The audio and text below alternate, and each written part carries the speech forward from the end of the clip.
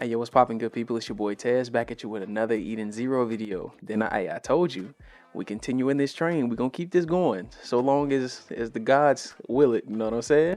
But if you haven't already, man, go ahead and hit that like button. Gravity punch that subscribe button. Go ahead and make sure you got the bell notification turned on, all that good stuff. Like Eden Zero chapter 124 is what we'll be discussing right now. But man, this chapter was really good. So let's just get right into it without being too long-winded. We see Elsie and Justice face off, both clad in their ether gear, as Justice sentences, her to death for violating cosmic travel laws and multiple other crimes, which we don't know too much about. He just is who he is. He feels very deeply about things. And upon crossing swords, they make this massive shockwave, which sends Shiki flying as Victory and Creed look on in confusion to the commotion that's going on. And then they get approached by these two gentlemen whom you can already kind of tell are with LZ just based off the things that they say. What did he say? And these are LZ's second and her third in command. Nani? And they're like, oh, we're basically going to be taking that girl back in that box. That's a friend of theirs. They'll be taking her back.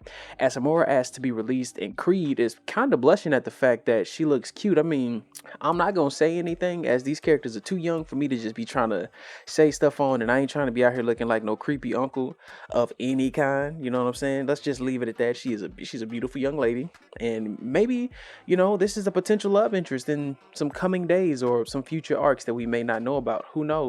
Time skip Creed and Hamura. Hey, it might be the will.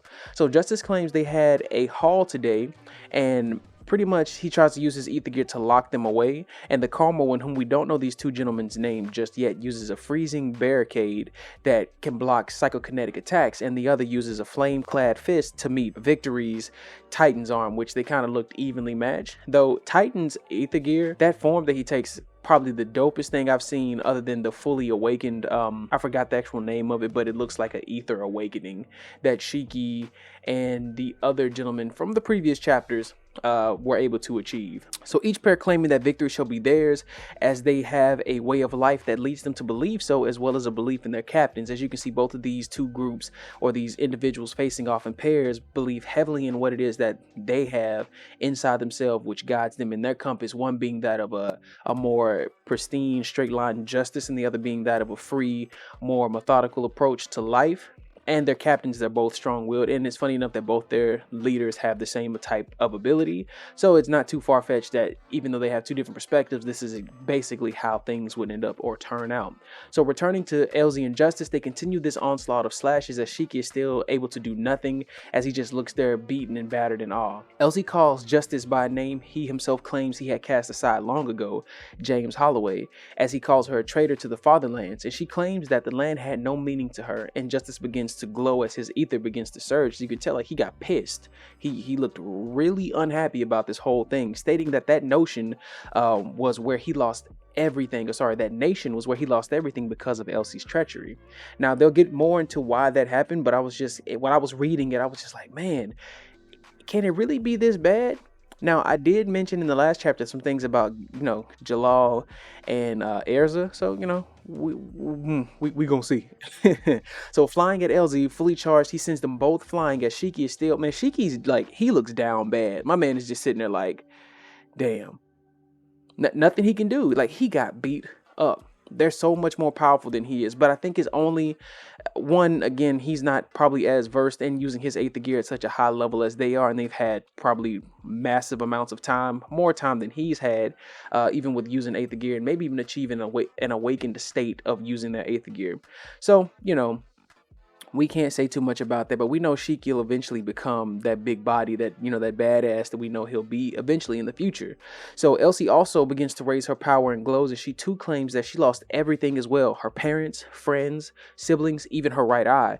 To Justice retort, if she hadn't betrayed them, they both would still hold those things they cherish to this day, which that can be basically perceived either way. It's perspective. Like, you wouldn't know now unless there was some stuff in regards to, a certain leaper who went back in the past, and we could determine what that may or may not have come out to if they found a different parallel universe. I said universe, man, I'm tripping again. We can't talk, but universe, that's neither here nor there. But she said something that had to be done. Like, there was something that had to be done, or more would have been lost. They would have lost the entire Cade cosmos, or I believe it's Cade, like Kade, or KD, Cade Cosmos, would have been entirely lost. But more to it, it seems neither can see eye to eye, as LZ saw no justice in the plotting, powerful government in which they lived under from their father nation, and Justice wanted to change. Basically, he wanted to use his own personal views and beliefs to change the justice system or change that government in which they lived.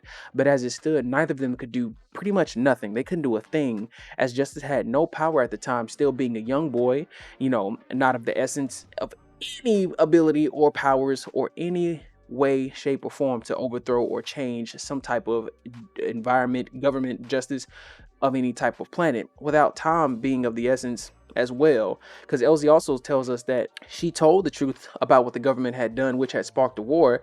As they collided in arms locked, Elsie was like, Justice, when was basically the last time we were this close? Or do you remember the last time we were this close?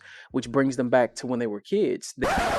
They both looked like they were the children of nobles, and she kind of had tricked a young Justice with this fake kiss scenario. Seems like, they were basically arranged to be wed at some point for political means as they got older. As a young Justice, or James, had let us know that it was only just for political means, so that her people could gain access to the land of some sort in that way. So it wasn't like anything was to be gained fully from it. Who knows? It's neither here nor there at this point, because we know that that planet is more than not just gone. A young Elsie mentioned to save that kiss for when they got older. As she tricked him, so who's to say what could have happened? And then we return to the battlefield as Elsie motions to finish what they started long ago. So then, with this sharp look on his face, Justice grabs her by the chin, which also shocked her. And then he claims that this kiss will change nothing. And then he plants a big hot one on her. Boy, I was like, see, there's the romanticism, there's the connection, there's the Jalal, there's the the heirs. I was supposed to say Elsie, but that is Elsie, you know what I'm saying? And as they pull free of each other, Justice still claims that he will kill Elsie, and she agrees that it just seems to be their fate. And then as Shiki still lay there powerless, I mean, I hated to see my man down bad like this, but it just was what it was. He had no ability to help anybody. And as both of them still sitting there in awe as they pull away, they had already plunged their swords into one another as they finished the kiss, and pulling back with blood spatting out of their mouths. This is prior to the whole "I will still kill you." And then again, while Shiki was laying there, this mysterious robot shows up and says, "Gravity is the weight of the heart. Your heart has yet to reach the abyss." Now, I'm not sure who this mysterious robot OG could be, but what I think he was referring to was like maybe this black hole. For those of you who may or may not know, the essence of abyss, or this abyss that he speaks of, is more or less like the epitome of gravity. Like when gravity reaches a certain center of mass, that's when a black hole is created. So Shiki has yet to reach this point in which his powers have succumbed to the own gravity of themselves, which would create even more massive and destructive power for him to, boost himself and gain more to reach the same level he feels Justice and Elsie are.